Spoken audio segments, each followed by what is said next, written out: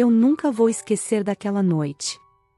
Até hoje, quando fecho os olhos, consigo sentir o peso do ar, ouvir o som dos copos tilintando e perceber os olhares que me atravessavam como lâminas afiadas. O salão estava impecável, lustres de cristal lançando reflexos dourados sobre as mesas, arranjos de flores caras espalhando perfume no ar, e um pianista ao fundo tocando uma melodia suave. Tudo parecia perfeito, exceto por mim. Ajeitei minha aliança no dedo, mais por costume do que por orgulho. Eu sabia que aquele símbolo já não representava o que deveria.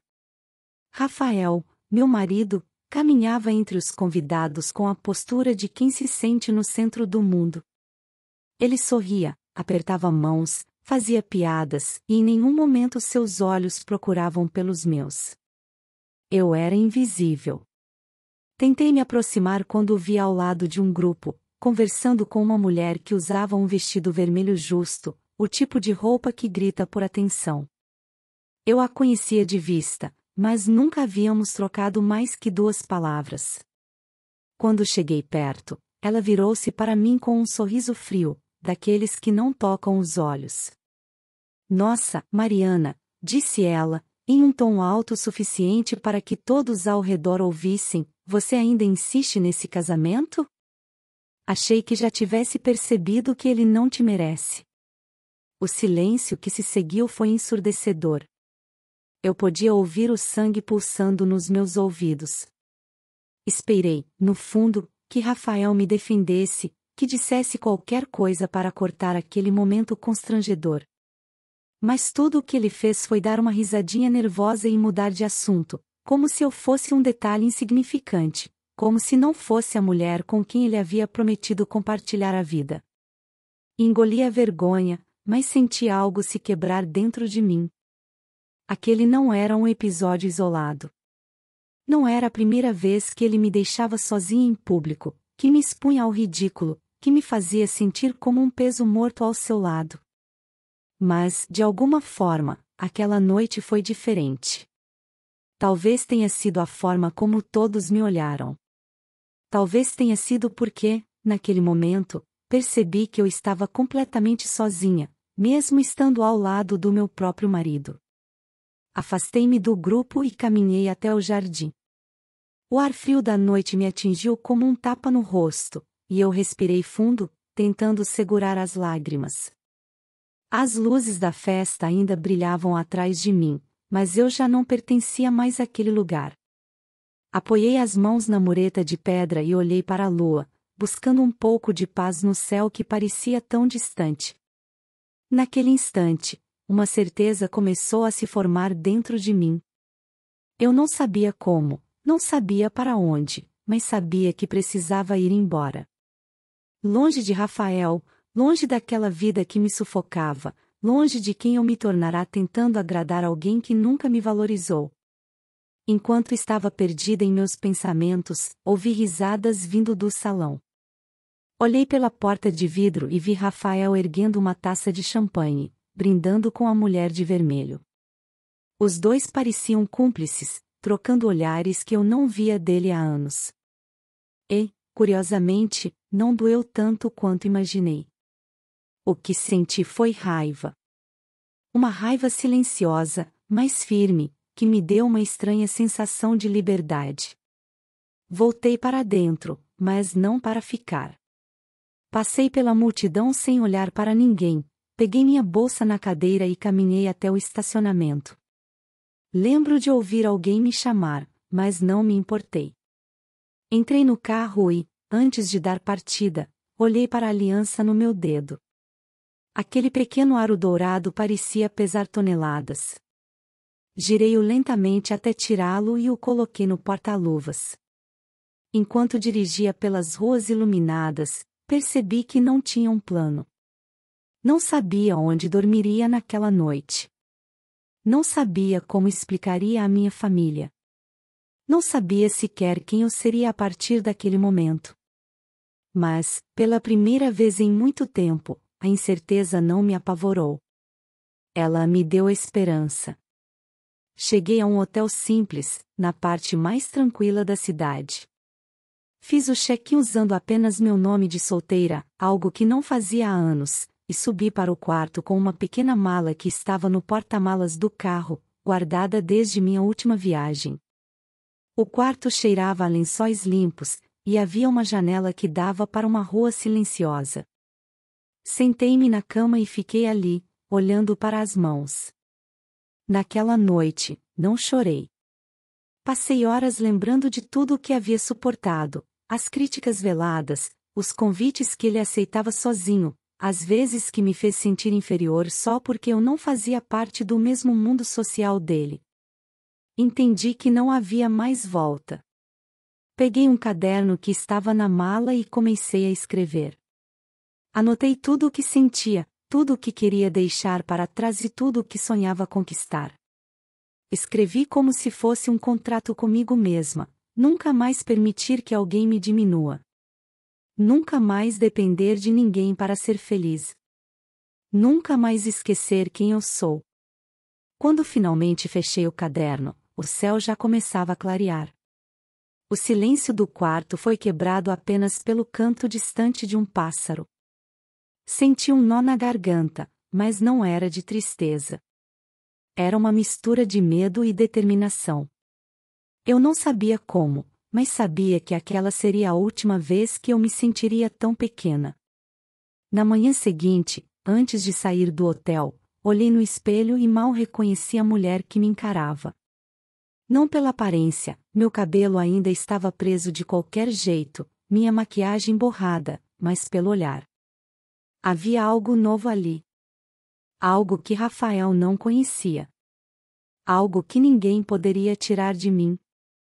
E foi com esse olhar que eu fechei a porta atrás de mim, pronta para desaparecer. Não para me esconder, mas para me transformar. Saí do hotel cedo, antes mesmo que a recepcionista parecesse totalmente acordada. Carregava apenas a mala pequena e a bolsa. Tudo o que possuía na casa de Rafael ficou para trás, roupas caras que nunca me representaram, joias que ele comprava mais para mostrar aos outros do que para me agradar, fotografias que registravam sorrisos falsos. Nada daquilo me faria falta. Meu primeiro impulso foi dirigir até a casa da minha mãe. Ela sempre foi meu porto seguro, a pessoa que me abraçava sem fazer perguntas. Mas, enquanto o semáforo fechava e eu ficava parada no cruzamento, percebi que não podia ir para lá. Não queria preocupá-la, não queria que ela tentasse me convencer a voltar ou que se envolvesse nas consequências da minha decisão. Eu precisava desaparecer de verdade, e isso significava cortar até mesmo os laços mais dolorosos. Peguei a estrada sem destino certo, deixando a cidade para trás. Conforme os quilômetros aumentavam no painel do carro, eu sentia uma estranha mistura de medo e alívio. Era como se cada metro me afastasse da humilhação, mas também me jogasse num vazio que eu nunca havia experimentado. Parei em um posto de gasolina no meio da estrada. Enquanto abastecia, fiquei observando o horizonte. O sol estava nascendo, tingindo o céu de laranja e rosa. Por um instante, senti que a vida me oferecia uma página em branco. Mas uma página em branco também pode ser assustadora. Eu não sabia o que escrever nela. Vai viajar longe? Perguntou o frentista, tentando puxar conversa. Acho que sim, respondi com um sorriso tímido. Mas ainda não sei para onde. Comprei um café e um pão de queijo na conveniência e fiquei sentada numa mesa de canto, olhando as pessoas que passavam. Trabalhadores a caminho do serviço, caminhoneiros conversando sobre as rotas, turistas com mapas na mão. Todos pareciam ter um destino. Eu era a única que não sabia onde deveria estar. Depois de pensar por alguns minutos, decidi seguir até uma cidade litorânea que visitara anos atrás, antes mesmo de conhecer Rafael. Lembrei que lá havia pousadas simples e uma praia tranquila, longe dos pontos turísticos lotados. Era o lugar perfeito para desaparecer. A viagem levou algumas horas, mas quando finalmente avistei o mar, senti uma pontada no peito. Não era tristeza, era uma sensação de recomeço. Estacionei o carro perto de uma rua arborizada e comecei a caminhar, procurando uma pousada. Encontrei uma de fachada azul clara, com janelas abertas e cheiro de café fresco vindo de dentro. Bom dia, moça, disse a dona, uma senhora simpática de cabelos grisalhos presos num coque. Quero um quarto. Quero sim, por tempo indeterminado, se possível, respondi.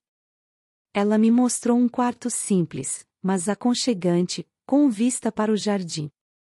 Aceitei na hora. Coloquei minhas poucas coisas no armário e fiquei alguns minutos sentada na cama, tentando absorver o que havia acabado de fazer. Eu realmente tinha ido embora. E, pela primeira vez, Rafael não sabia onde eu estava. Nos dias seguintes, minha rotina mudou completamente. Passei a acordar cedo, tomar café na varanda e caminhar pela praia. No começo, minha mente ainda voltava para as lembranças do casamento, as discussões, as promessas quebradas, os momentos em que me senti invisível. Mas, aos poucos, o som das ondas foi ocupando esse espaço, acalmando a tempestade dentro de mim.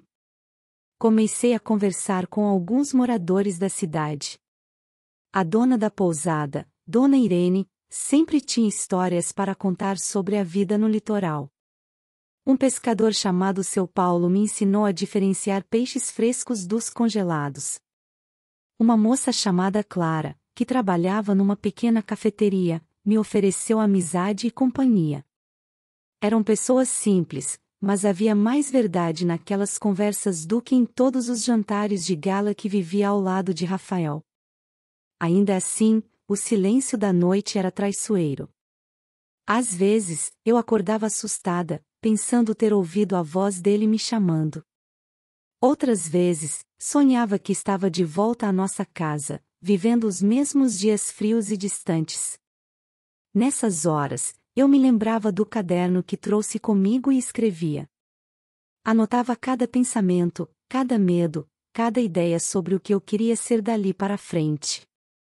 Uma tarde, enquanto caminhava pela praia, encontrei uma garrafa vazia jogada na areia. Peguei-a e, por impulso, escrevi um bilhete: se um dia alguém encontrar isso, saiba que estou tentando reconstruir minha vida do zero. Coloquei o papel dentro da garrafa e a deixei ir com a maré. Foi um gesto simples, mas simbólico. Era como se eu estivesse enviando uma mensagem para o futuro, para a mulher que eu ainda me tornaria. O dinheiro que eu tinha guardado era suficiente para viver com tranquilidade por alguns meses, mas eu sabia que precisaria encontrar uma forma de me sustentar. Não queria depender de herança, nem voltar para pedir nada a Rafael. Pensava em abrir algo pequeno, talvez uma loja de artesanato ou uma cafeteria. Ainda era um sonho distante, mas só o fato de ter escolhas já me fazia sentir viva. Certo dia, enquanto tomava café na varanda da pousada, ouvi duas hóspedes comentando sobre um prédio antigo no centro que estava à venda. Era uma construção bonita, com grandes janelas e portas de madeira. Fiquei imaginando o que poderia fazer com aquele espaço. Talvez fosse cedo para tomar decisões grandes, mas algo dentro de mim dizia que aquela cidade poderia ser mais do que um refúgio temporário. À noite, fui até o centro e encontrei o tal prédio. A pintura estava desgastada e havia placas de vende-se na fachada.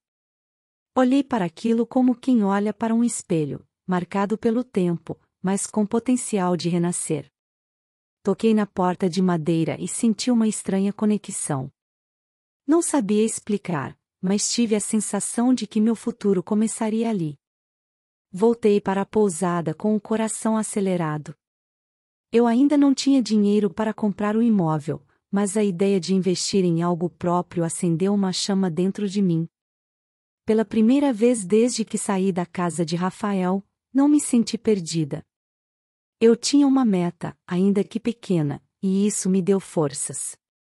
Naquela noite, antes de dormir, escrevi no caderno: não voltei atrás. Não olhei para trás. E agora sei que não vou mais me esconder. A cada manhã, eu acordava com a mesma rotina: café forte, caminhada na praia e alguns minutos escrevendo no meu caderno. Era como se aquelas páginas fossem meu espelho e meu mapa, me lembrando quem eu era e para onde queria ir. Só que, por mais que eu buscasse tranquilidade, um pensamento insistia em voltar: o prédio antigo no centro. Não sei explicar por que aquele lugar mexeu tanto comigo. Talvez porque, assim como eu, ele carregava marcas do abandono, mas ainda tinha estrutura suficiente para recomeçar. Passei a visitá-lo quase todos os dias, andando ao redor, imaginando as paredes pintadas de novo, as janelas abertas, o espaço cheio de vida. Um dia, criei coragem e liguei para o número da placa de "Vende-se". A voz do corretor era simpática, mas o valor que ele disse me tirou o fôlego. Eu não tinha nem metade daquele dinheiro. Agradeci educadamente e desliguei, mas não desisti. Anotei o valor no meu caderno e escrevi ao lado: meta. Sabia que para chegar lá eu teria que começar do zero. Então, fui até a cafeteria onde minha nova amiga, Clara, trabalhava, e perguntei se precisavam de alguém. Ela sorriu e disse: coincidência, Mariana. Minha chefe está procurando ajuda para o turno da tarde. Quer que eu fale com ela? Quero, sim. Preciso de um emprego, respondi, tentando conter a ansiedade. No dia seguinte, já estava atrás do balcão, usando um avental simples e aprendendo a preparar cafés que eu só conhecia de nome. No começo, minhas mãos tremiam quando tinha que lidar com clientes, mas logo percebi que aquele lugar era mais que um trabalho. Era uma escola. Eu aprendi a lidar com pessoas, a ouvir histórias, a entender desejos. Cada xícara servida era uma troca, e eu guardava mentalmente tudo o que observava. Trabalhar ali também me ajudou a criar uma rotina financeira. Guardei cada centavo que podia. Cortei qualquer gasto desnecessário, evitei compras por impulso e, quando recebia gorjetas, colocava direto numa pequena caixa que escondia no armário do quarto. Era pouco, mas era meu. Nas horas vagas, comecei a estudar. A biblioteca municipal ficava a 2 quadras da pousada, e eu passava horas lendo sobre administração, marketing e empreendedorismo. Quanto mais eu aprendia, mais minha mente se enchia de ideias para o prédio antigo. Eu não queria apenas abrir um negócio. Queria criar algo que tivesse a minha alma. Às vezes, a saudade da minha mãe apertava. Pensei em ligar, mas sabia que qualquer contato poderia fazer Rafael descobrir onde eu estava. Eu precisava manter minha ausência como um mistério. Isso não era apenas sobre sumir, era sobre renascer. Foi numa manhã de sábado que uma oportunidade inesperada surgiu. Um casal de turistas entrou na cafeteria e pediu sugestões de passeios pela cidade. Conversei com eles, falei sobre lugares pouco conhecidos e percebi o quanto se encantaram. Ao saírem, a esposa comentou: você leva jeito para lidar com pessoas. Devia pensar em abrir algo seu. Aquilo ficou martelando na minha cabeça. E, de repente, tudo fez sentido. O prédio antigo poderia se tornar um espaço que unisse o que eu estava aprendendo com o que eu já tinha de melhor, a capacidade de criar conexões. Comecei a anotar ideias para transformar o prédio numa mistura de café, livraria e espaço cultural. Um lugar acolhedor, onde as pessoas se sentissem parte de algo. Eu sabia que não seria fácil. Precisaria de investimento, licenças e muito trabalho. Mas, pela primeira vez, a ideia de enfrentar dificuldades me animava em vez de me assustar. Nas semanas seguintes, aumentei minha jornada de trabalho para conseguir guardar mais dinheiro. Clara me ajudava, às vezes cobrindo parte do meu turno para que eu pudesse visitar fornecedores ou conversar com pequenos comerciantes da cidade. descobri que muitos deles começaram como eu, sem nada, apenas com coragem e uma ideia na cabeça. À noite, depois do trabalho, eu passava em frente ao prédio e imaginava como seria a inauguração. Sentia o cheiro do café recém-passado, via as mesas ocupadas, ouvia o som de conversas misturadas ao de uma música suave.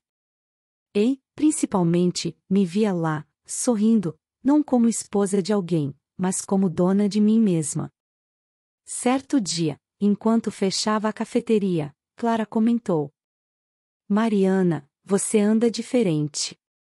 Parece mais viva. Eu sorri e respondi: é porque eu tenho um plano. E era verdade. Mesmo que o caminho fosse longo, cada pequeno passo me aproximava dele. Eu não estava apenas fugindo do passado. Estava construindo o meu futuro. No entanto, no fundo, eu sabia que para transformar aquele sonho em realidade, teria que dar um passo ainda maior, buscar formas de aumentar minha renda de maneira mais rápida. E isso significava sair da zona de conforto outra vez. Naquela noite, escrevi no meu caderno: para conquistar o que nunca tive, preciso fazer o que nunca fiz. Fechei o diário e, pela primeira vez desde que fugi, adormeci com um sorriso genuíno. Eu já estava acostumada à rotina da cafeteria, mas, no fundo, sabia que aquilo não seria para sempre. O dinheiro que eu guardava crescia devagar demais para o tamanho do sonho que eu tinha.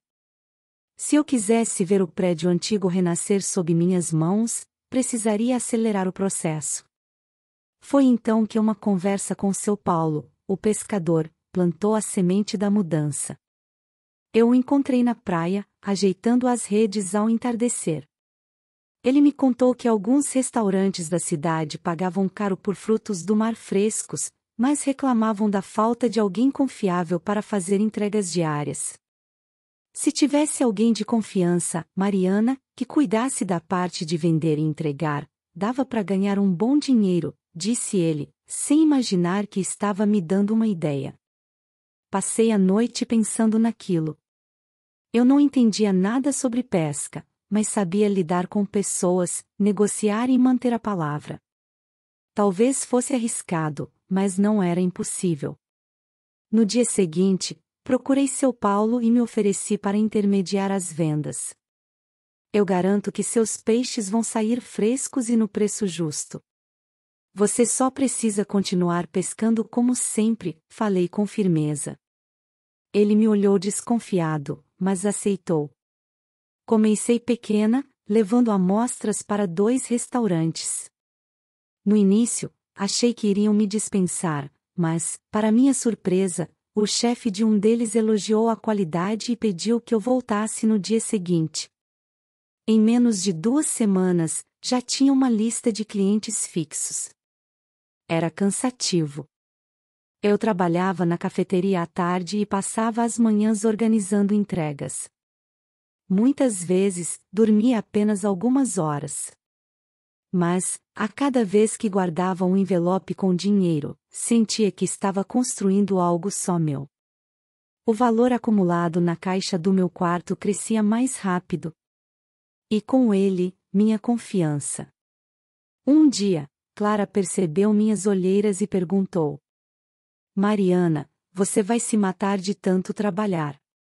Vale mesmo a pena? Sorri, cansada, mas segura. Vale. Porque isso é para mim, não para mais ninguém. Entre uma entrega e outra, continuei frequentando a biblioteca. Comecei a pesquisar sobre reformas, licenças comerciais e fornecedores. Eu queria estar pronta para o dia em que pudesse comprar o prédio. Quanto mais eu estudava, mais percebia que não se tratava apenas de abrir um negócio, mas de criar um espaço que refletisse a mulher que eu estava me tornando. Foi numa dessas idas ao centro que percebi algo. O prédio, antes ignorado por todos, agora começava a chamar atenção. Um corretor estava mostrando o lugar para um casal, e o simples pensamento de vê-lo vendido para outra pessoa me apertou o coração. Naquele momento, entendi que precisava agir rápido. Decidi fazer algo que nunca imaginei: vender o carro. Era meu único bem de valor, mas, na prática, eu mal usava. A cidade era pequena, eu andava a pé quase sempre, e as entregas dos frutos do mar podiam ser feitas com um veículo alugado. Coloquei o carro à venda e, em poucos dias, fechei negócio. Quando o dinheiro caiu na minha conta, fui até o corretor. Ainda não tinha o valor total, mas fiz uma proposta para dar uma boa entrada e parcelar o restante. Ele hesitou, disse que havia outros interessados, mas minha determinação pareceu convencê-lo. Saí de lá com um pré-contrato assinado e a sensação de que, pela primeira vez, o futuro estava mais próximo do que nunca. Voltei para a pousada e, sozinha no quarto, chorei. Não de tristeza, mas de alívio. Era como se eu tivesse dado um passo decisivo para deixar o passado de vez. Os dias seguintes foram uma corrida contra o tempo. Continuei no trabalho da cafeteria, mantive as entregas com seu Paulo e comecei a planejar cada detalhe da reforma. Às vezes, ficava tão cansada que adormecia com a cabeça sobre o caderno. Mas nunca pensei em desistir. Uma noite, enquanto fechava a conta do dia, percebi que não sentia mais medo do futuro. Pelo contrário, havia uma chama dentro de mim. Eu sabia que ainda estava longe de ser dona de um império, mas já tinha dado o primeiro grande salto. E, no fundo, intuía que aquilo era só o começo. Eu abri a porta do prédio antigo pela primeira vez com a chave provisória na mão e o coração acelerado. O cheiro de poeira tomou ar, e a luz que entrava pelas janelas altas cortava o espaço em faixas douradas. Havia rachaduras, infiltrações, piso solto e um silêncio de lugar esquecido. Ainda assim, enxerguei ali o meu amanhã, inteiro, à minha espera. Encostei a palma na parede principal e sussurrei, quase sem querer: eu vou cuidar de você. Era como prometer a mim mesma, também. Comecei pela burocracia. Licenças, alvarás, laudos. Aprendi nomes de documentos que nunca tinha ouvido e decifrei leis municipais como quem decifra um mapa antigo. A cada assinatura, eu sentia que ganhava um pedaço do meu futuro de volta. Entre uma ida e outra à prefeitura, eu voltava ao prédio e tirava medidas, tirava fotos, fazia esboços no meu caderno: circulação, balcão, prateleiras, um pequeno palco para a música ao vivo às sextas, um cantinho de leitura perto da janela. Eu já sabia onde o sol batia melhor no fim da tarde e onde a brisa entrava primeiro quando a porta se abria. Chamei 3 pedreiros indicados por pequenos comerciantes do centro. O primeiro disse que era trabalho demais para pouco dinheiro, o segundo tentou me convencer a fazer só uma pintura e pronto, o terceiro, seu Anselmo, olhou com calma, fez perguntas, bateu com os nós dos dedos nas paredes como quem escuta um velho amigo, e então disse: dá para fazer. Não vai ser rápido, mas dá para fazer bonito e direito. Eu soube, na hora, que era ele. Fechamos um acordo simples, honesto, com prazos possíveis e um cronograma pregado na parede com fita crepe. No primeiro dia de obra, eu comprei luvas para mim também. Quando os pedreiros chegaram, estranharam me ver de boné, camisa velha e bota. A senhora vai meter a mão? Eu sorri. Se for preciso quebrar, eu quebro. Se for preciso lixar, eu lixo. E quebrei. O som das marretas reverberou como uma batida de tambor no peito. A poeira subiu, os escombros se acumularam, e cada pedaço que caía me parecia um pedaço do passado se desprendendo de mim. À noite, voltava para a pousada exausta, mas com uma sensação de alegria muda, daquelas que não precisam de aplauso. Houve imprevistos. Sempre há. Descobrimos uma fiação antiga que precisava ser trocada inteira, um cano escondido que vazava por trás do reboco, cupins numa viga que, Se eu não tivesse insistido em revisar, teria comprometido tudo. Cada problema era dinheiro a mais e tempo a mais, e eu fazia contas na ponta do lápis, ajustando o que dava, adiando o que podia esperar. Quando a preocupação apertava, eu respirava fundo e repetia, passo a passo, parede a parede. Clara passou no prédio numa tarde e ficou com os olhos brilhando. Vai ficar lindo, Mariana. Dei a ela o papel de parede de amostras para escolhermos juntas. Optamos por tons claros, amadeirados, textura de linho nas paredes do fundo, e azulejos hidráulicos no hall de entrada, em azul acinzentado, como o mar em dia nublado. Eu queria que as pessoas entrassem e sentissem um abraço. Queria que fosse luminoso, fácil de ler, confortável para os olhos. Lembrei do meu público, lembrei de mim, lembrei de quantas vezes eu também precisei de um lugar que não fosse barulhento demais, nem escuro demais. Comecei a garimpar móveis. Em brechós e depósitos, encontrei mesas antigas com tampo de madeira que só precisavam de lixa e verniz. Encontrei cadeiras de paiol, resistentes, que ganhariam assentos novos em tecido cru. Comprei luminárias simples de metal e mandei fazer cúpulas de algodão cru para suavizar a luz. De uma casa que ia ser demolida, resgatei uma porta de demolição linda, maciça, que usei para o banheiro acessível. Cada peça tinha uma história. Eu senti que estava juntando memórias soltas e dando a elas um lar. Seu Anselmo me deu uma ideia. E se fizermos um vão maior aqui, para integrar a área do café com a livraria? Eu hesitei, era uma parede estrutural.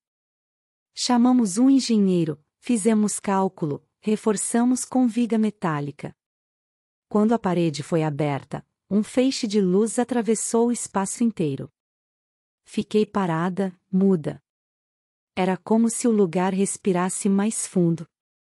Anotei no caderno. Abertura sinônimo de futuro. E ri sozinha, suja de pó, com vento no rosto. Vieram as tintas. O cheiro forte me deu dor de cabeça, mas a primeira demão transformou o ambiente como mágica. O teto ganhou um off-white delicado, as paredes principais, um branco quente que refletia o sol sem agredir. No palco pequeno, pintei um azul profundo, para que a música tivesse um fundo que a acolhesse. Em uma parede perto da janela, reservei espaço para uma estante do chão ao teto. Ali ficariam livros novos, autores independentes, vozes que ainda precisam ser vistas. No final de um dia particularmente difícil, em que o orçamento pareceu esticar além do elástico possível, sentei no chão, encostada no balcão ainda por fazer.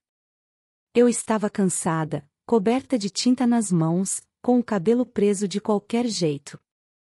Olhei em volta. Eu abri a porta do prédio antigo pela primeira vez com a chave provisória na mão e o coração acelerado. O cheiro de poeira tomou ar, e a luz que entrava pelas janelas altas cortava o espaço em faixas douradas. Havia rachaduras, infiltrações, piso solto e um silêncio de lugar esquecido. Ainda assim, enxerguei ali o meu amanhã, inteiro, à minha espera. Encostei a palma na parede principal e sussurrei, quase sem querer, eu vou cuidar de você. Era como prometer a mim mesma, também. Comecei pela burocracia. Licenças, alvarás, laudos. Aprendi nomes de documentos que nunca tinha ouvido e decifrei leis municipais como quem decifra um mapa antigo. A cada assinatura, eu sentia que ganhava um pedaço do meu futuro de volta. Entre uma ida e outra à prefeitura, eu voltava ao prédio e tirava medidas, tirava fotos, fazia esboços no meu caderno, circulação, balcão, prateleiras, um pequeno palco para a música ao vivo às sextas, um cantinho de leitura perto da janela. Eu já sabia onde o sol batia melhor no fim da tarde e onde a brisa entrava primeiro quando a porta se abria. Chamei 3 pedreiros indicados por pequenos comerciantes do centro. O primeiro disse que era trabalho demais para pouco dinheiro, o segundo tentou me convencer a fazer só uma pintura e pronto, O terceiro, seu Anselmo, olhou com calma, fez perguntas, bateu com os nós dos dedos nas paredes como quem escuta um velho amigo, e então disse: dá para fazer. Não vai ser rápido, mas dá para fazer bonito e direito. Eu soube, na hora, que era ele. Fechamos um acordo simples, honesto, com prazos possíveis e um cronograma pregado na parede com fita crepe. No primeiro dia de obra, eu comprei luvas para mim também. Quando os pedreiros chegaram, estranharam me ver de boné, camisa velha e bota. A senhora vai meter a mão? Eu sorri. Se for preciso quebrar, eu quebro. Se for preciso lixar, eu lixo. E quebrei. O som das marretas reverberou como uma batida de tambor no peito. A poeira subiu, os escombros se acumularam, e cada pedaço que caía me parecia um pedaço do passado se desprendendo de mim. À noite, voltava para a pousada exausta, mas com uma sensação de alegria muda, daquelas que não precisam de aplauso. Houve imprevistos. Sempre há. Descobrimos uma fiação antiga que precisava ser trocada inteira, um cano escondido que vazava por trás do reboco, cupins numa viga que, se eu não tivesse insistido em revisar, teria comprometido tudo. Cada problema era dinheiro a mais e tempo a mais, e eu fazia contas na ponta do lápis, ajustando o que dava, adiando o que podia esperar. Quando a preocupação apertava, eu respirava fundo e repetia: passo a passo, parede a parede. Clara passou no prédio numa tarde e ficou com os olhos brilhando. Vai ficar lindo, Mariana. Dei a ela o papel de parede de amostras para escolhermos juntas. Optamos por tons claros, amadeirados, textura de linho nas paredes do fundo, e azulejos hidráulicos no hall de entrada, em azul acinzentado, como o mar em dia nublado. Eu queria que as pessoas entrassem e sentissem um abraço. Queria que fosse luminoso, fácil de ler, confortável para os olhos. Lembrei do meu público, lembrei de mim, lembrei de quantas vezes eu também precisei de um lugar que não fosse barulhento demais, nem escuro demais. Comecei a garimpar móveis. Em brechós e depósitos, encontrei mesas antigas com tampo de madeira que só precisavam de lixa e verniz. Encontrei cadeiras de paiol, resistentes, que ganhariam assentos novos em tecido cru. Comprei luminárias simples de metal e mandei fazer cúpulas de algodão cru para suavizar a luz. De uma casa que ia ser demolida, resgatei uma porta de demolição linda, maciça, que usei para o banheiro acessível. Cada peça tinha uma história. Eu senti que estava juntando memórias soltas e dando a elas um lar. Seu Anselmo me deu uma ideia: e se fizermos um vão maior aqui, para integrar a área do café com a livraria? Eu hesitei, era uma parede estrutural. Chamamos um engenheiro, fizemos cálculo, reforçamos com viga metálica. Quando a parede foi aberta, um feixe de luz atravessou o espaço inteiro. Fiquei parada, muda. Era como se o lugar respirasse mais fundo. Anotei no caderno: abertura sinônimo de futuro. E ri sozinha, suja de pó, com um vento no rosto. Vieram as tintas. O cheiro forte me deu dor de cabeça, mas a primeira demão transformou o ambiente como mágica. O teto ganhou um off-white delicado, as paredes principais, um branco quente que refletia o sol sem agredir. No palco pequeno, pintei um azul profundo, para que a música tivesse um fundo que a acolhesse. Em uma parede perto da janela, reservei espaço para uma estante do chão ao teto. Ali ficariam livros novos, autores independentes, vozes que ainda precisam ser vistas. No final de um dia particularmente difícil, em que o orçamento pareceu esticar além do elástico possível, sentei no chão, encostada no balcão ainda por fazer. Eu estava cansada, coberta de tinta nas mãos, com o cabelo preso de qualquer jeito. Olhei em volta. O prédio ainda era um canteiro de obras, mas eu consegui enxergar o que ele seria daqui a algumas semanas. Meus olhos marejaram. Pensei em ligar para minha mãe. Pensei em contar que eu estava renascendo. Mas me contive. Ainda não era hora de abrir a porta do meu paradeiro, ainda não era hora de explicar meu sumiço. Eu precisava terminar de me construir antes de reaparecer. Comecei a compor a identidade do lugar. Nome, tipografia, cardápio. Testei letras no papel, rabiscando, apagando, tentando outra vez. Eu queria um nome que soasse como promessa, mas também como porto. Foi então que ouvi Dona Irene, da pousada, dizer a uma hóspede no corredor: "Aqui, minha filha, a gente encontra calma." A palavra ficou latejando em mim, calma. Não era sobre monotonia, era sobre respiração. O nome surgiu inteiro, macio: calma e café, livros, música e encontros. Escrevi no caderno e sublinhei 3 vezes. Com o nome, veio o cardápio teste. Eu me virei como pude, pedi ajuda a Clara, estudei métodos de extração, liguei para um pequeno torrefador da região, um rapaz que torrava os próprios grãos e me deixou provar lotes frescos numa manhã chuvosa. Escolhi um blend de corpo médio, aromas de caramelo e um toque de castanha. Para acompanhar, pensei em bolos caseiros, pão de queijo, uma torta de limão com merengue baixo, e opções sem lactose para acolher mais gente. Queria simplicidade feita com cuidado. O piso foi assentado.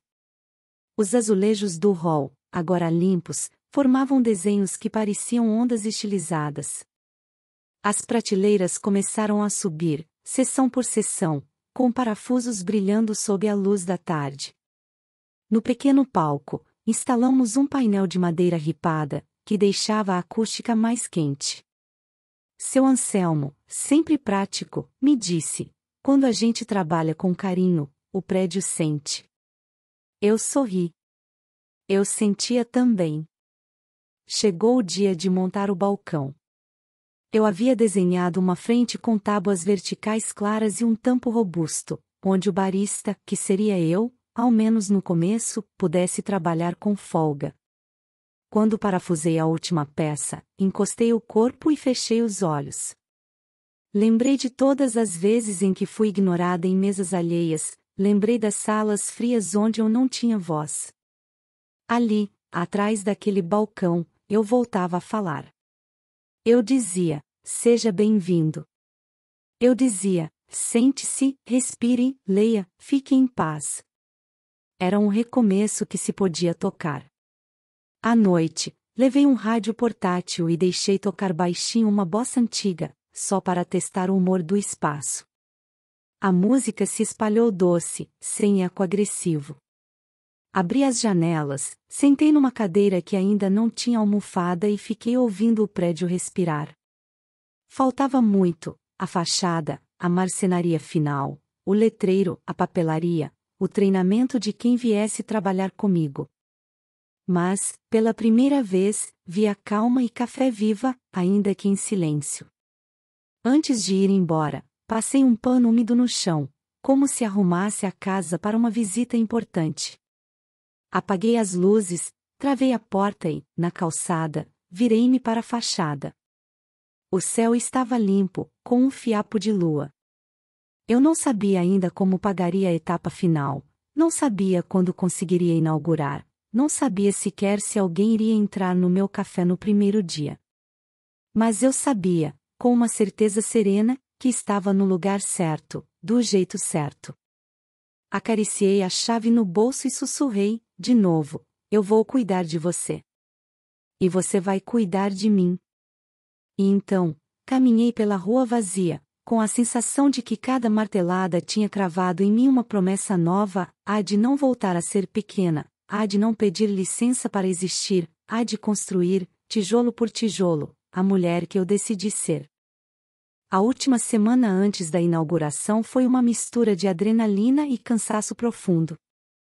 A fachada finalmente recebeu a nova pintura, um tom de azul suave, que contrastava com as portas e janelas brancas. O letreiro, em madeira entalhada, foi instalado logo acima da entrada, com letras cursivas douradas que diziam calma e café. Quando vi as palavras brilharem sob o sol da manhã, senti como se fosse meu nome que estivesse sendo exposto ali. Por dentro, ainda faltavam detalhes. As almofadas para as cadeiras chegaram atrasadas, precisei improvisar capas costuradas pela dona Irene, que prontamente me ajudou quando soube. Os livros começaram a chegar em caixas pesadas. Cada um que eu tirava da embalagem, eu passava a mão pela capa, como se desse as boas-vindas. Alguns eram clássicos, outros de autores independentes que conheci durante minhas idas à biblioteca. A seleção era um reflexo de mim, misto de história e descoberta. Os últimos dias foram de teste. Clara, que havia se oferecido para trabalhar comigo nas primeiras semanas, me ajudou a preparar os cafés, revisar o cardápio, organizar a vitrine de bolos. O cheiro doce de pão de queijo assando no forno se espalhava pelo ambiente e parecia abraçar as paredes recém-pintadas. Na véspera da inauguração, sentei sozinha no pequeno palco, olhando para cada canto do espaço. O piso, as prateleiras, o balcão, o palco, cada detalhe tinha uma lembrança minha impregnada. Lembrei das primeiras manhãs de entrega de peixe com seu Paulo, das madrugadas lendo sobre empreendedorismo, dos dias em que pensei que não ia conseguir. E, no entanto, ali estava eu, prestes a abrir as portas para o mundo. Na manhã do grande dia, acordei antes do despertador. O céu ainda estava meio escuro, e o ar tinha aquele frescor de começo de dia no litoral. Caminhei até o café, carregando um buquê de flores do campo que comprei no caminho. Queria que elas estivessem no balcão quando as primeiras pessoas entrassem. Abri as portas de vidro, respirei fundo e acendi as luzes. O primeiro a chegar foi seu Anselmo, trazendo um pote de doce de leite feito pela esposa. Para adoçar a estreia, disse, colocando sobre o balcão. Em seguida, Dona Irene apareceu com um embrulho de pano, uma toalha de renda feita à mão, para a mesa do canto, onde os amigos vão se sentar para conversar muito tempo, como ela mesma disse. Pouco antes do horário de abertura, uma pequena fila já se formava do lado de fora. Vi rostos conhecidos da cidade, Clara, seu Paulo, alguns vizinhos, e também turistas que pareciam ter sido atraídos pelo aroma e pela curiosidade. Meu coração batia tão rápido que eu tive que apoiar as mãos no balcão por um momento, como se precisasse me ancorar ali. Quando finalmente destranquei a porta, um sino pequeno tocou, anunciando a entrada do primeiro cliente. Era uma senhora de cabelos brancos e sorriso gentil. Ela olhou ao redor, respirou fundo e disse: "Que lugar lindo, dá vontade de ficar." Aquilo foi o suficiente para me fazer engolir o choro. As horas seguintes passaram como um turbilhão. Clara anotava pedidos, eu preparava cafés, servia fatias de bolo, respondia perguntas sobre os livros. No meio da correria, notei que as pessoas não estavam apenas consumindo, estavam se acomodando, abrindo livros, conversando, rindo. Era exatamente o que eu havia sonhado. No fim da tarde, o pequeno palco recebeu seu primeiro músico, um rapaz que tocava violão e cantava baixinho, criando um clima íntimo. As pessoas balançavam a cabeça no ritmo, e o som se misturava ao aroma de café fresco. A luz do entardecer entrava pelas janelas, tingindo tudo de dourado. Eu me senti parte de um quadro vivo. Quando fechei as portas naquela noite, o caixa não era o mais importante. Sim, tínhamos vendido bem para um primeiro dia, mas o que realmente me marcou foram os abraços, os parabéns, os olhares de gente que parecia ter encontrado um lugar para chamar de seu. Sentei no balcão com uma xícara de café e fiquei olhando para o espaço vazio, agora em silêncio. Era um silêncio diferente daquele do prédio abandonado que encontrei meses atrás. Era um silêncio cheio de histórias, promessas e novos começos. E, pela primeira vez desde que deixei minha antiga vida, me senti não apenas livre, mas pronta para ser vista de novo pelo mundo. O que eu não sabia era que esse mundo estava mais perto do que eu imaginava. Na segunda semana de funcionamento, uma tarde de quinta-feira, o sino da porta tocou e eu reconheci o perfume antes do rosto. Doeu como uma memória antiga. Vestido vermelho, outro, mas com o mesmo cuidado estudado para chamar atenção. Ela entrou com passos firmes, olhou em volta como quem avalia um cenário e pousou os olhos no balcão. Por um segundo, fiquei imóvel. Depois respirei e sorri como faço com qualquer cliente. Boa tarde. Seja bem-vinda ao Calma e Café. Ela demorou um instante para responder, talvez tentando me encaixar num lugar do passado que já não existia. Um cappuccino, e uma fatia dessa torta de limão. Anotei, caminhei até a máquina, ajustei a moagem, espumei o leite. Meus gestos saíram limpos, seguros.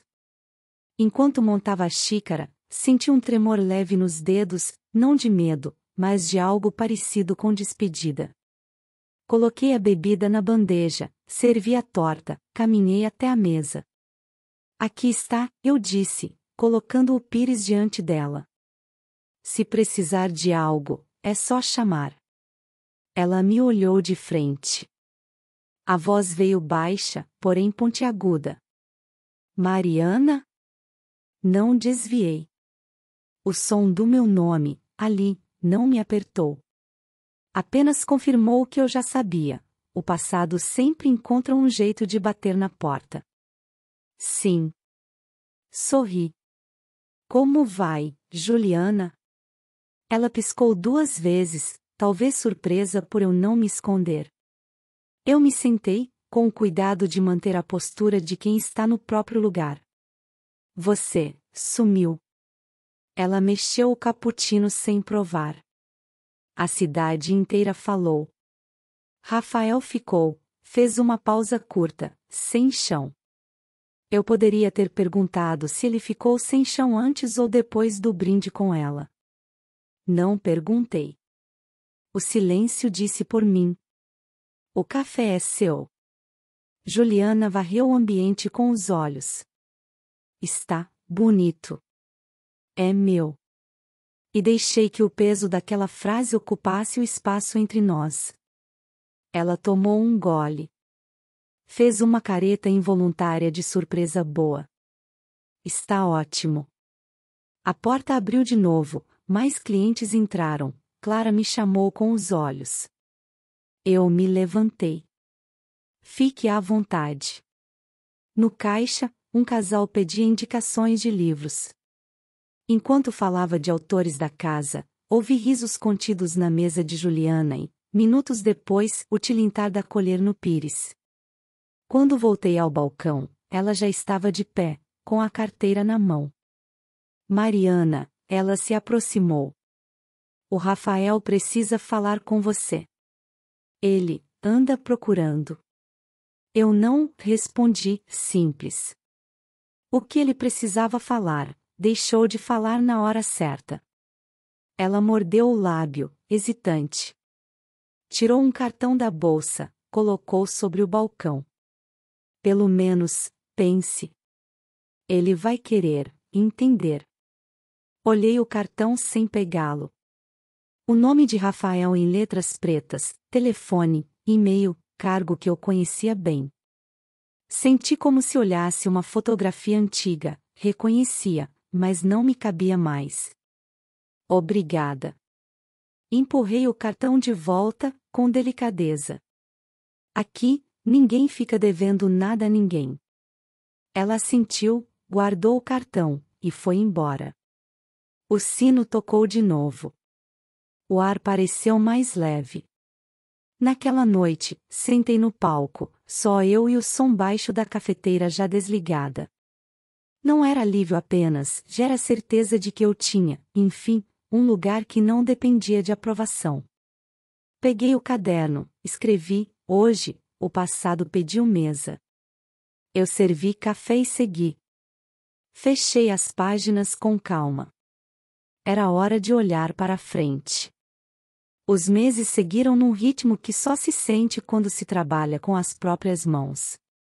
O Calma e Café ganhou os habitués, a professora que corrigia provas no canto da janela, o violinista que começou a dar aulas ali às terças, o grupo de senhoras que trocavam receitas. Aos poucos, começaram a vir pessoas de outras cidades, gente que ouviu falar de um lugar acolhedor perto do mar. Um jornalista local escreveu uma matéria carinhosa, depois veio uma revista de turismo, então um programa de TV de domingo. O telefone não parava. Com a visibilidade, vieram as propostas, parceria com torrefadores, eventos de autores independentes, um pequeno selo para publicar coletâneas de crônicas que nasciam naquelas mesas. Percebi que o café podia ser mais que cafeteria, podia ser plataforma.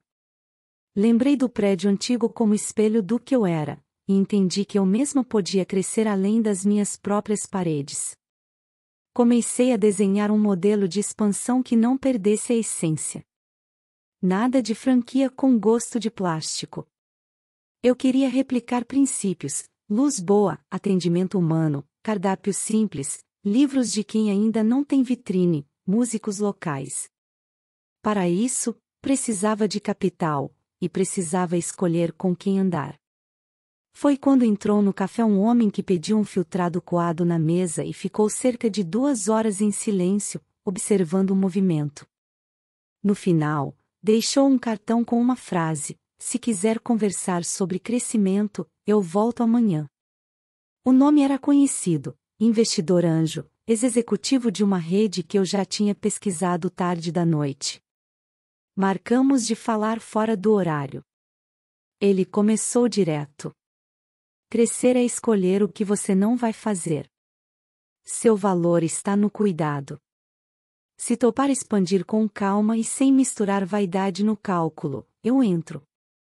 Respirei, senti aquele velho instinto de autoproteção, e deixei meu sim vir com condições, nada de padronização que apagasse sotaques, e cada unidade teria curadoria local. Os colaboradores seriam partícipes dos resultados, o torrefador seria próprio, para garantir qualidade e margem, e o selo editorial teria orçamento independente. "É por isso que eu quis te procurar", ele disse. "Você sabe o que não quer perder." Fechamos um acordo enxuto, sem festa, sem foto. E começamos. 2 anos cabem em poucos parágrafos quando a vida é trabalhada sem descanso. A torrefadora nasceu num galpão claro, cheirando a caramelo e castanha. O selo editorial lançou vozes que lotaram nossas noites de autógrafos. Abrimos mais 4 lojas, cada uma com a cara do bairro em que estava. Montei uma equipe pequena e brilhante. Aprendi a ler DRE como lia romances, procurando os conflitos e as soluções entre linhas. Ouvi, corrigi, deleguei, confiei. No 3º ano, veio a proposta que mudaria o mapa, um espaço icônico disponível para concessão, justamente na minha antiga cidade. No centro, perto de onde eu tinha sido tantas vezes invisível. A concorrência seria dura, com grupos grandes. Passei uma noite inteira andando pelo meu quarto, o caderno aberto na mesa, fazendo contas e perguntas. Eu tinha medo de voltar. Um pouco. Mas eu já não voltava como quem pede licença. Voltar, agora, era escolher. Inscrevemos o projeto. Defendemos a proposta diante de uma banca dura. Mostrei números, claro, mas mostrei gente, fornecedores locais, música da terra, biblioteca viva. Fechei com uma frase que não estava no roteiro: o que dá liga em negócios não é só capital, é propósito capaz de atravessar turnos. Quando saí da sala, minhas mãos tremiam. O resultado veio numa manhã fria, calma e café, selecionada. Sentei no chão do escritório, ri e chorei ao mesmo tempo. Liguei para a equipe. Abracei Clara tão forte que quase derrubei a prateleira de xícaras. E então voltei. A obra do novo espaço foi mais rápida, eu já tinha pele de reforma. No dia da inauguração, arrumei o cabelo num coque simples, vesti uma camisa branca e um avental novo. O letreiro dourado brilhou sobre as portas altas. A imprensa local apareceu, vizinhos curiosos também. Eu estava pronta para abrir. Às 11 em ponto, o sino tocou. Entre os primeiros clientes, um rosto conhecido, Rafael. Mais magro, mais pálido, mas com o mesmo cuidado no terno. Ele parou na entrada, como quem calcula o passo. Eu caminhei até ele. O som no salão continuava, as pessoas conversavam, alguém ria alto no fundo. Meu coração ficou calmo. Bem-vindo. Ele demorou a falar. Os olhos passearam pelo letreiro, pelo balcão, pelas estantes. Voltaram para mim. Mariana, ele respirou. Você fez isso tudo? Com uma equipe maravilhosa, sim. Sorri. Posso te servir um café? Ele assentiu. Levei-o à mesa da janela, aquela que, em todas as unidades, eu reservo para quem chega pela primeira vez. Sirvo silêncio antes de café. Fui ao balcão, preparei um expresso curto, tirei no tempo certo, creme firme. Pousei a xícara diante dele. Obrigado, murmurou. Ficou olhando a bebida por um instante, como se tentasse ver o passado no fundo escuro. Depois, me encarou. Sinto muito. Não era a frase que eu esperei por anos, mas era a frase que eu mereci ouvir. Não precisei dizer que tudo bem, porque não estava tudo bem, estava diferente. E diferente era suficiente. Eu também sinto. Falei baixo. Porque a gente desperdiçou tempo. Ele passou a mão no rosto, como quem limpa algo invisível. Você sumiu. Eu procurei. Quis entender. Eu precisei me achar antes. Dei um meio sorriso. E, no caminho, encontrei isso tudo. Ele olhou ao redor outra vez. Eu vi nos olhos dele a mesma cena que eu vi, meses atrás, quando abri minha primeira loja, um lugar que respira. Parabéns, Mariana. Obrigada. Ficamos um tempo em silêncio. Um garçom levou água, Clara acenou de longe, o barista novo afinou a moagem. Eu sabia que aquela conversa podia virar explicações, culpas, justificativas. Escolhi não ir para lá. Se quiser levar grãos para casa, temos pacotes frescos ali, apontei, e uma coletânea do nosso selo com crônicas dos nossos clientes. É bonita. Ele sorriu, levemente confuso com a normalidade. Vou levar. No caixa, enquanto embalavam a compra, caminhei até a porta. A rua tinha luz de meio-dia. Eu escutei o café por trás de mim, porcelanas, conversas, vida. Rafael aproximou-se, sacola na mão. Posso voltar? As portas estão abertas a todo mundo que respeita o que é este lugar. Estendi a mão. Boa tarde, Rafael. Ele apertou meus dedos com cuidado. Saiu. O sino tocou de novo. Fiquei um segundo ali, olhando a cidade que um dia foi cenário da minha humilhação. Agora, era endereço do meu império, que não nasceu de raiva, mas de trabalho, propósito e gente que acreditou junto. Voltei para o balcão. Uma senhora pediu uma torta para a viagem, um menino pediu chocolate quente, um casal perguntou da música de sábado. Eu ri com Clara, conferi o fluxo do dia, aprovei a torra nova que chegará de manhã. E, antes de retomar o serviço, abri meu caderno só para escrever uma linha. Voltar não é revanche. É casa. Fechei. Ajustei o avental. E servi o próximo café. Essa não é apenas a história de uma mulher que foi desprezada como esposa, é a prova de que, quando encontramos força para recomeçar, podemos transformar feridas em asas. Mariana não voltou para provar nada a ninguém, voltou porque descobriu quem ela realmente era. Se essa história tocou o seu coração, inscreva-se no canal para viver mais emoções como esta. Aqui, cada relato é um convite para acreditar que sempre existe um novo começo, e quem sabe, o próximo capítulo seja o seu.